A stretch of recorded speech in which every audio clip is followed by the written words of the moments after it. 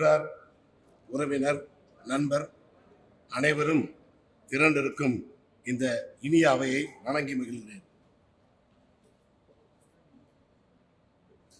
நிகழ்ச்சியின் துவக்கமாக இந்த மண்ணில்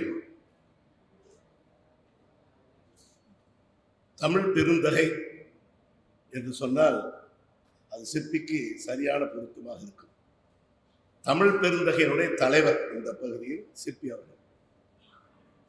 மிகுந்த உச்சாணி புகழ் தமிழ் அவரை கொண்டு வைத்திருக்கிறது. ஆனால் அதை தாண்டி மிகவும் பணிவானவர், அன்பானவர் என்பதை நான் இங்கு குறிப்பிட ஆசைப்படுகின்றேன். ஆக தமிழ் கூறும் நல்லுலகு இந்த புத்தகத்தை சீராய்வு செய்த பிறகு இதை பற்றி பேசுவதற்கு வாய்ப்பு இருக்கும் என்று எனக்கு தெரியவில்லை. காரணம், நானும் இந்த புத்தகத்தை 4 கதைகளை 2-3 தினங்களுக்கு முன் முடித்தேன். மீதி கதைகளை எல்லாம் நேற்று இரவு படித்து முடித்தேன். ஆக மிக அருமையாக அதில் இருக்கக்கூடிய சாரங்களையும் சிறப்புகளையும் அருமைகளையும் பெருமைகளையும் மிக அருமையாக அனைவரும் புரியும் விதமாக மிக அருமையாக எடுத்துச் சொல்லி இருக்கக்கூடிய சிற்பி ஐயா அவர்களுக்கு எனது நன்றியினை தெரிவித்துக் கொள்கின்றேன். அடுத்து வாழ்த்துறை வழங்கி இருக்கக்கூடிய அவரை நண்பர் என்று சொல்வார்கள். ஆனால் ஆனா எப்பவுமே ஒரு பிரிமா கூப்பிடுறது ஆண்டவர். என்னன்றி கொண்டார்க்கும் முடிவுண்டா முடிவில்லை செய் நன்றி கொண்டவதற்கு. இன்று இவ்வளவு பெரிய சிறப்புகளுக்கு காரணமாக இந்த கல்லூரி அமைந்திருந்தாலும் கூட அந்த கல்லூரி உருவாவதற்கு மிக பெரும் துணையாக அன்றைய சட்டமன்ற உறுப்பினராக அண்ணன் சண்முகம் அவர்களும் அவரோடு உறுதுணையாக அருமை நண்பர் அதிபதி அண்ணன் அவர்களும் இருந்து அன்று திராவிட முன்னேற்ற கழக ஆட்சியிலே மிகச்சிறந்த காலம் என்று குறிப்பிட்டால் கலைஞருக்கு பெருமை சேர்க்கக்கூடிய காலம் 1997 நடந்த ஆட்சி என்பது யாரும் மறுக்க முடியாது. அதே நேரத்தில் சண்முகனை பற்றி 2 வரியா சொல்லுவோம். நான் கூட கல்லூரி அனுமதி வாங்குவதற்காக கூட செல்வதுண்டு. நாங்கள்லாம் காலையில் உறங்கிட்டு இருப்போம். இவர் மட்டும் எந்திரிச்சு விண்ணப்பங்கள் எழுதிட்டு இருப்பார். நான் போய் பார்த்தா குப்பம் பேர்லி சுப்பம் பேர்லி இவரே கையெழுத்து போட்டு விண்ணப்பம் எழுதிட்டு இருப்பார். ஆக அப்படிப்பட்ட அருமையான மனிதர். நல்லவர்களை இந்த உலகம் நன்கு அறியும் என்று சொன்னால் வருங்காலத்தில் அவரும் அவருடைய சமூக பணியிலே உச்சம் தொட இந்த அறையின் வாயிலாக இறைவனை வேண்டி அவருக்கு என்னுடைய நன்றியையும் வாழ்க்கையும் தெரிவித்துக் கொள்கிறேன். சண்முகம் அவர்களை பற்றி நான் பேச வேண்டும் என்று சொன்னால் அவருடைய தாய் தந்தரை தொட்டுத்தான் நான் துவங்குவேன். சண்முகத்தை நினைக்கின்ற பொழுது எனக்கு நினைவுக்கு வருவது முத்துகிருஷ்ணன் செட்டியார், ஐயம்மாள், உருளிக்கல். இது 3 என் நினைவுக்கு உடனடியாக வரும். அதிலும் குறிப்பாக இந்த முரண்பாடுகளை பற்றி அதிகமாக சண்முகம் அவர்கள் பேசுவதை ஒட்டி சொல்ல வேண்டும் என்று சொன்னால் முத்துகிருஷ்ணன் ஐயம்மாள் தம்பதியில் முரண்பாடு உண்டு. அவர் மிக அமைதியானவர். முத்துகிருஷ்ணன் மிக அமைதியானவர். ஐயம்மாள் மிகுந்த ஆளுமை உடையவர். இதை நிச்சயமாக சண்முகம் மறுக்கவோ மறைக்கவோ முடியாது. ஏனென்றால் எனக்கு அவர்களிடத்துல நேரடி தொடர்பு உண்டு. அன்று எனக்கு மண்ணெண்ணெய் வியாபாரங்களுடைய தகப்பனாருக்கு இருந்ததனால் அந்த கடையை நிர்வகித்துக் கொண்டிருந்த பொழுது அவருடைய நன்கு பரிச்சயம். 2வது நாங்கள் ஒரே ஊர்க்காரர்கள், கோட்டூர் மண்ணின் மைந்தர்கள். நாங்கள் கோட்டூர் மாவட்டத்தை சார்ந்தவர்கள். ஆக அப்படிப்பட்ட ஒரு பாரம்பரியத்தில் வந்திருந்தாலும் கூட 2 கலந்து விட்டவர் சண்முகம். அவருடைய தந்தையின் பாதிப்பும் உண்டு, தாயின் பாதிப்பும் உண்டு. வேற்றுமையில் ஒற்றுமை இந்தியா, வேற்றுமையில் ஒற்றுமை இந்தியா, முரண்பாடுகளில் உடன்பாடு சண்முகம். ஆகவேதான் அவர் முரண்பாடுகளை எடுத்து சொல்லி இருக்கின்ற விதம் அந்த முடிவிலே உடன்பாடுகள் எட்டப்பட்டிருக்கிறது. எப்படி பரமசிவம் அந்த கதையில் வருகின்ற பொழுது அவருடைய முதலாளி முதலில் அந்த திருமணத்திற்கு வருவதற்கு உடன்படவில்லை. ஆனால் அவருடைய மனைவி நிர்பந்தப்படுத்துகிறார். ஆனால் அந்த அரசியல்வாதியுடைய கல்யாணத்துக்கு சென்று அங்கே பெரிய அங்கீகாரம் இல்லை, மிகுந்த கூட்டம். அந்த கூட்டத்திலே ஒரு அங்கீகாரம் இல்லாத பொழுது தன்னை வருத்தி வேண்டி 3 தினங்களாக வந்து இருந்து அழைத்தவனுடைய திருமணத்தினுடைய அழைப்புடைய தன்மை உணர்ந்து வந்து அது ரொம்ப முக்கியமான நிகழ்ச்சி. காரை ஏறி உட்கார்ந்துட்டு மறுக்க இறங்கி வந்து அவனுடைய கையை பிடித்து அவர் வணங்குகிறார் என்பதிலே எல்லாமே முரண்பாடுதான். அடுத்து ஏன்னா சிற்பி ஐயா சொல்றது நான் சொன்னா அது நன்றாக இருக்காது. எது சொல்லுவதை திரும்பி சொல்வது அழகல்ல. சொல்லப்படாதது ஏதாவது இருந்தால் சொல்லணும். சொன்னதை நான் திரும்பி சொல்வதன் மூலமாக எந்த நிறைவும் ஏற்படாது. ஆனால் இந்த வட்டார வழக்கு எனக்கு சண்முகத்துடைய சிறுகதைகளை படிக்கின்ற பொழுது மிகவும் ஆழமாக ஏற்பட்ட ஒரு தாக்கம் என்று சொல்ல வேண்டும் என்று சொன்னால், அந்த பொதுவாலுமே நான் வந்து படிப்பது அதிகமாக இல்லை, கேட்பது அதிகம். நான் அதிகமாக கேட்பவன். கற்றலில் கேட்டல் நன்று என்று அனுபவத்தில் நான் உணர்ந்த காரணத்தினாலே படிப்பது ரொம்ப கம்மி. கொஞ்சம் அப்படியே படித்தாலும் ஒட்டுக்க படிக்க முடியாது. ஆனால் தோழமையின் காரணமாக அதை முழுமையாக படிக்க வேண்டிய நிர்பந்தத்திற்கு படிக்க வேண்டும் என்றல்ல, தோழமையின் காரணமாக அதை முழுமையாக படிக்க வேண்டும் என்ற நிர்பந்தத்தில் படித்த பொழுது அவருடைய இந்த வட்டார வழக்கு மிக அருமையாக இருந்தது. அப்பாறு அதெல்லாம் இந்த கிராமப்புறங்களில் இருக்கக்கூடிய பெரியவர்களை அப்பாறு என்று சொல்வது, பங்காளிகள். அப்புறம் ஒரு கிணறு தோப்பு, இதெல்லாம் ரொம்ப ரசிச்சு நான். ஒரு கிணறு தோப்பு இப்ப யாராவது போய் பொதுவாக சொன்ன ஒரு கிணறு தோப்புன்னு கேட்பாங்க. ஆனா ஏதோ ஒரு காலத்துல அந்த ஊர்ல கிணறு இருந்திருக்கு.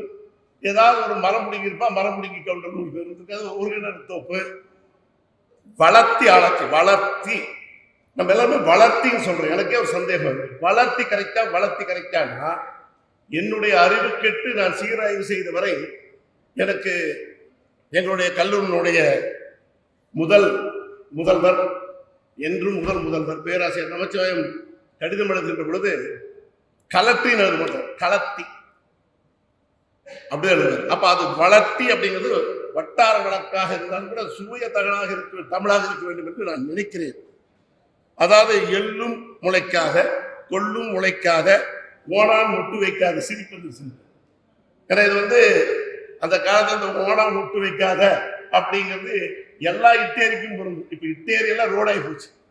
ஆனா அந்த இட்டேரியே இருந்தா கொஞ்சம் அழகா இருந்துச்சு. ரொம்ப மருத்துவ குணம் குறைந்த கத்தாழை அதிகமாக இருந்த காலம் இப்ப அது இல்லாமல் போய்விட்டது. ஆக நவீனமயம் பல விசேஷங்களை நம்மளை இறக்க வைத்திருக்கிறது என்பதை உணர முடிகிறது. அப்புறம் சீர் செனத்தி, இந்த வார்த்தைகள் எல்லாம் வந்து படிக்கின்ற பொழுது ஒரு உற்சாகப்படுத்தக்கூடியதாக இருந்தது. அதே மாதிரி அவரும் குறிப்பிட்டார், நானும் குறிப்பிடுகின்றேன். ஏன்னா நாம் சார்ந்திருந்த காலம் கண்ணதாசனுடைய காலம், பட்டுக்கோட்டையுடைய காலம், உடுமலை நாராயணனுடைய காலம். ஆகவே இந்த தூங்காதை தம்பி அவர் சொல்ல மாதிரி இரவில் அது முரண்பாடாக இருந்தாலும் கூட அதுல அநேகமாக எல்லாருமே முரண்பாடுடையவர் உடன்பட்டுக்கூடிய ஒரு சமுதாய சிந்தனை மிக்க ஒரு பாடலை மட்டும் கொண்டு வந்ததற்கு நிச்சயமாக சண்முகவர்களை பாராட்ட வேண்டும். இந்த பக்கம் 55 எனக்கு மிகவும் பிடித்த பக்கம். அது அந்த பக்கத்துல விவசாயி பத்தி ஒரு கண்ணோட்டம், அருமையான ஒரு கண்ணோட்டம். தொழில் போர்வை கோத்திட்டு வர்ற பெரும் முதலாளிகள் தான் கடைசியா எங்க விளைநிலங்களை தானமாக தாரை வார்க்க போறாங்க. இது மக்களுக்கான அரசில்லை, விவசாயிகளுக்கான அரசில்லை, கார்பரேட் கம்பெனியின் அரசு. விவசாயம் தான் நம் நாட்டோட முதுகெலும்பு பெருசா பேசுறாங்க. உலக வர்த்தக மையம் சொன்னதை கேட்டு அரசு விவசாய மானியங்களை நிறுத்திட்டாங்க. நம் நாட்டில் விளையும் விளைபொருளுக்கு நியாயமான விலை கிடைக்கல, வெளிநாட்டில் இருந்து இறக்குமதியாகும் விளைபொருளுக்கு மானியம் கொடுக்குறாங்க அப்படின்னு ஒரு அரை பக்கத்திற்கு விவசாயிகளுக்கு வக்காலத்து வாங்கக்கூடியவராக இருக்கிறாங்க. இதெல்லாம் படிக்கிற பொழுது எனக்கு அவர் மேல் என்ன தோணுதுன்னா, அக்கறை பச்சையில சில கருத்துக்களை அவர் மேலிருந்த வாரியாக சொல்றாரு. ஆனா அதை படிக்கின்ற பொழுது உள்ளார்ந்து நான் அதை கேட்ட மேலே இந்த கட்டுரை எப்ப எழுதுனேன் அப்படின்னு கேட்டாரு. அக்கறை பச்சை ஒரு 2 வருஷத்துக்கு முன்னாடி எழுதுனாரு. எங்க மக பேர குழந்தைகளெல்லாம் விட்டுட்டு இருக்கிற மாதிரி உணர்வு உள்ளார்னு எனக்கு தெரியுது. எழுத்துல வரல, ஆனா படிக்கின்ற பொழுது அந்த தாக்கம் இருப்பதாக உணர்வுதான். ஆக மிக அருமையான ஒரு நிச்சயமாக படிக்க வேண்டிய ஒரு புத்தகம். என்ன காரணம் வந்து சண்முகத்தை பெருமைக்காக சொல்றதுல சண்முகத்துடைய இலக்கிய அறிவு எனக்கு தெரியும்.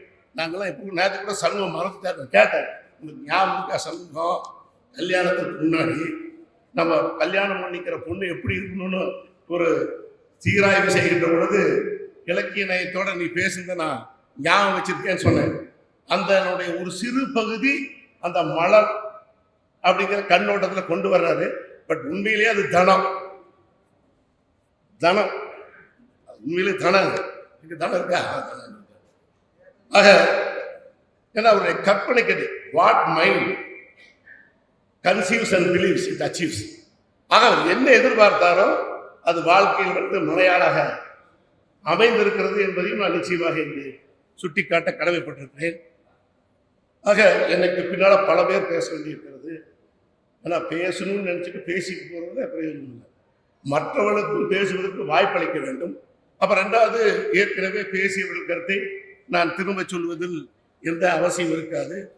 அதே மாதிரி இந்த புத்தகத்தை படித்த பொழுது சண்முகத்தினுடைய ஆழ்ந்த அறிவை பற்றி எண்ணுகின்ற பொழுது எனக்கு என்ன தோணுச்சுன்னா, மொழியின் எளிமை, வட்டார வழக்கு, சரித்திரம், அரசியல், திண்டாட்டம், கொண்டாட்டம், யதார்த்தம், இதையெல்லாம் தாண்டி சில வர்ணனைகளை சொல்கின்றது.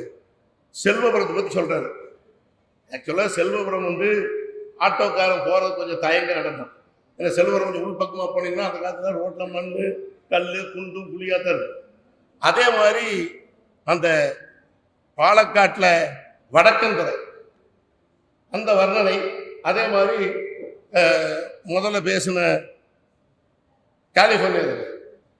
கலிபோர்னியாவில் இருக்கக்கூடிய அந்த இடம், அந்த மவுண்ட்டு, இதை பற்றிய விளக்கங்கள், இதெல்லாம் வந்து அந்த பூகோளத்தின் மீது ஒரு தனக்கு சார்ந்து இருக்கக்கூடிய ஆர்வத்தை, இயற்கையின் மீது தனக்கு இருக்கக்கூடிய நாட்டத்தை வெளிப்படுத்துவதாக இருந்தது.